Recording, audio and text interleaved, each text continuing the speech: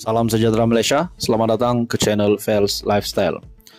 Setelah tular baru-baru ini, kenyataan Tun Mahathir bahawa kemenangan Parlimen Langkawi yang dimenangi oleh Perikatan Nasional adalah berunsur rasuah, akhirnya salah satu kepimpinan tinggi Perikatan Nasional membuat kenyataan yang pasti mengejutkan bekas Perdana Menteri Tun Dr. Mahathir.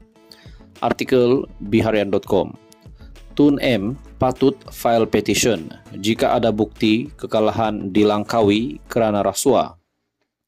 Tun Dr. Mahathir Mohamad sepatutnya mengemukakan petition pilihan raya sekiranya bekas Perdana Menteri itu mempunyai bukti bahawa kekalahannya di kerusi Parlimen Langkawi pada PRU ke-15 terkait perbuatan rasuah. Ketua Armada Bersatu, Wan Ahmad Faisal, Wan Ahmad Kamal berkata, tindakan itu sepatutnya diambil Mahathir berbanding membangkitkan isu berkenaan kepada umum. Ini tindakan tidak memfailkan petition jelas sekali menjadi bukti kenyataannya mengenai kekalahan di kerusi berkenaan disebabkan amalan rasuah adalah tidak berasas. Saudara-saudara, adakah kenyataan Tun Mahathir ini adalah rasuah itu dilakukan oleh calon-calon yang bertanding di Parlimen Langkawi pada pilihan raya umum ke-15. Namun persoalannya, siapakah calon itu? Adakah dengan ini juga membawa satu perkara yang bakal PN akan usulkan dan akan menyingkirkan Tun Mahathir kerana membuat kenyataan berkaitan rasuah disebabkan Parlimen Langkawi dimenangi oleh calon Perikatan Nasional? Itu semua menjadi persoalan.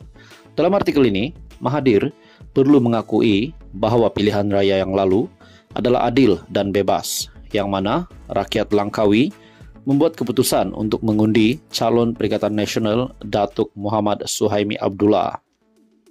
Kami selalu Dr. Mahathir dalam program Kepimpinan Perusahaan Kecil dan Sederhana di Yayasan Kepimpinan Perdana berkata kekalahannya di kerusi Langkawi pada PRU 15 disebabkan amalan rasuah. Saya pernah bertanya salah seorang pengundi di sana, Langkawi, yang juga kawan saya, kenapa anda tidak undi saya? Dia menjawab, saya tidak beri dia duit. Saya tanya lagi, berapa duit dia dapat? Dia jawab RM100. Saya tanya dia, apa boleh buat dengan RM100? Dan dia jawab, duit itu boleh dibelanja untuk 2 hari. Pada pilihan raya yang lalu, saya hilang lebih 14,000 undi hanya kerana rasuah. Sesiapa yang sayang dan ikhlas terhadap negara ini, mereka perlu memilih calon yang tepat untuk mewakili mereka. Menjawab kenyataan itu, Muhammad Suhaimi yang menafikan meminta Mahathir menerima kekalahan di kerusi Parlimen Langkawi itu pada PRU 14. Mahathir menang di Parlimen Langkawi apabila meraih 18,954 undi, menewaskan 2 pencabar dengan majoriti 8,893 undi.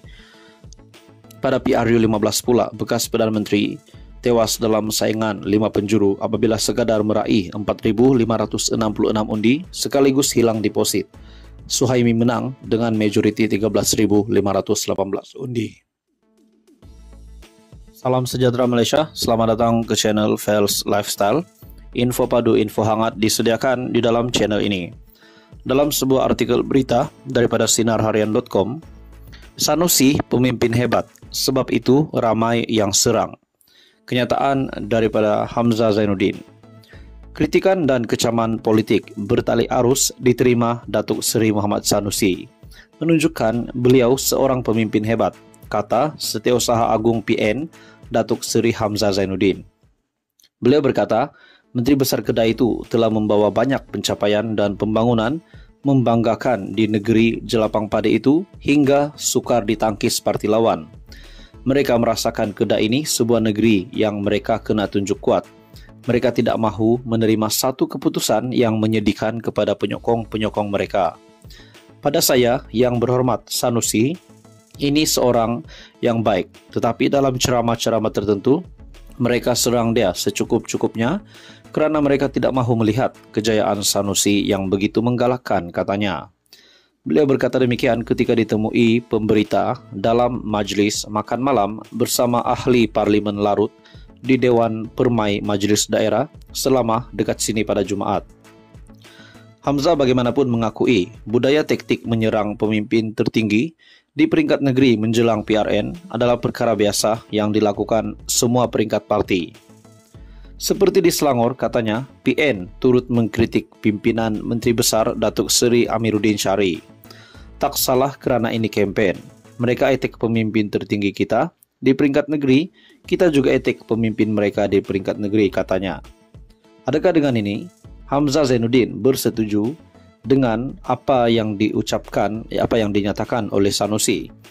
Setelah apa yang dalam ucapan Sanusi itu membawa pada di mana beliau akhirnya disiasat oleh PDRM, disebabkan itu berkaitan dengan satu perkara yang amat serius, yaitu nama Sultan Selangor dan juga isu 3R. Adakah dengan ini Hamzah Zainuddin pun bersetuju dengan kenyataan Sanusi di mana telah didakwa memperlekehkan Sultan Selangor? Semua ini menjadi persoalan. Menurut Anda, apa komen Anda? Teruskan bersama dia dalam channel ini untuk info yang seterusnya. Jangan lupa tekan butang like, share, dan subscribe. Salam sejahtera Malaysia, selamat datang ke channel Fels Lifestyle. Tuan-tuan dan puan, setelah kita dikejutkan dengan Menteri Besar Kedah, nama Sanusi yang menjadi viral di media sosial berkaitan dengan ucapan yang memperlekehkan Sultan Selangor. Pada akhirnya banyak laporan polis yang dibuat.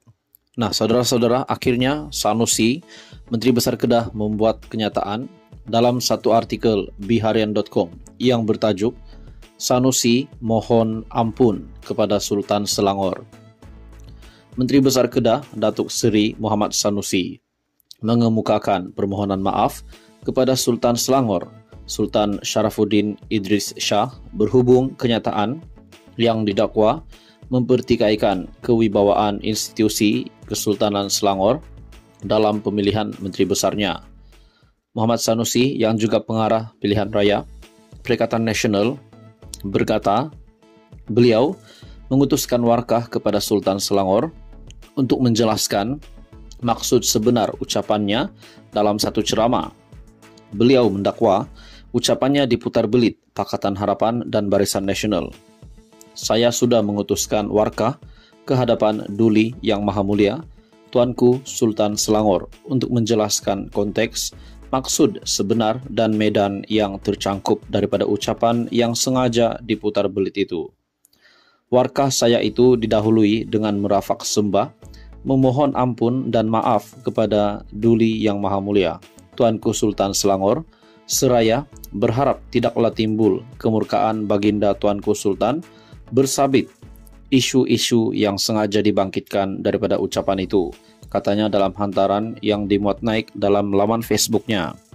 Tambahnya, beliau dimaklumkan oleh pegawai Istana Selangor bahawa Sultan Selangor sudah memberi perkenan untuk menerima dan membaca warkah itu.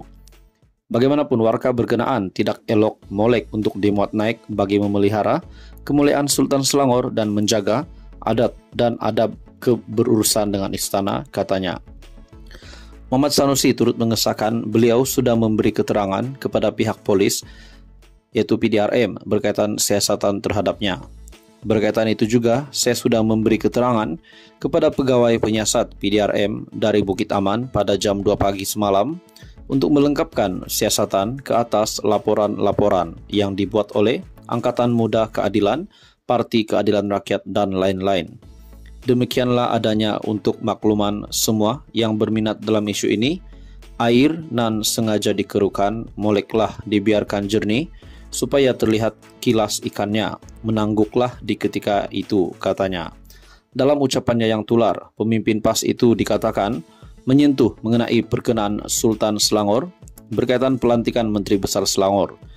Susulan itu, pelbagai pihak membuat laporan polis, termasuk yang menyifatkan menghina institusi beraja di Selangor.